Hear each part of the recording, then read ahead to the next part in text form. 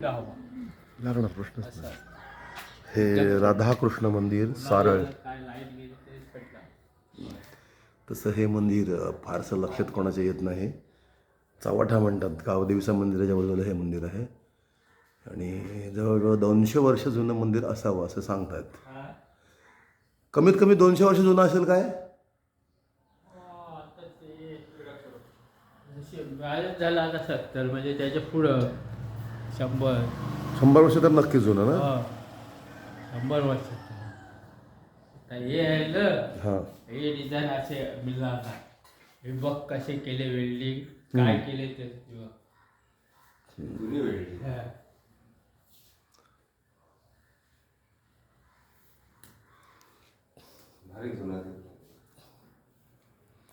हे वाहन गरुड विष्णूचं, भगवान विष्णूचं वाहन गरुड आहे आणि भगवान विष्णू हात जोडून समोर उभे आहेत.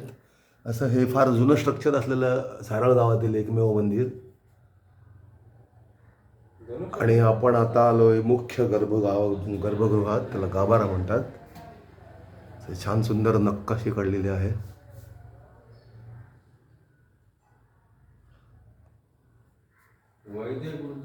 राधा कृष्ण, राधे कृष्ण, राधे राधे, राधे राधे, जय श्री राधे कृष्ण बोल राधे राधे, राधे राधे, जय श्री कृष्ण बोल जय राधे.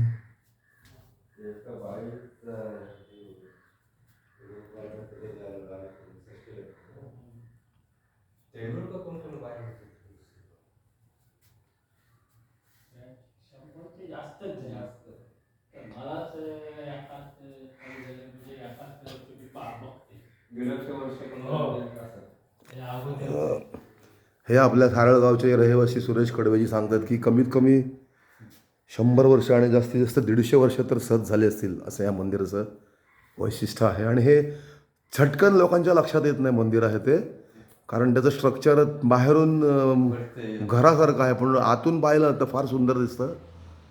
तर हे राधाकृष्णाचं सारळ गावातील एकमेव मंदिर. मला वाटतं अख्ख्या पंचक्रोशीत हे एकमेव मंदिर असेल राधाकृष्णाचं. आणि राधाकृष्ण एकत्र आहेत असे मंदिर. मूर्ती पण नाही. छान सुंदर लोबस बालमूर्ती आहे.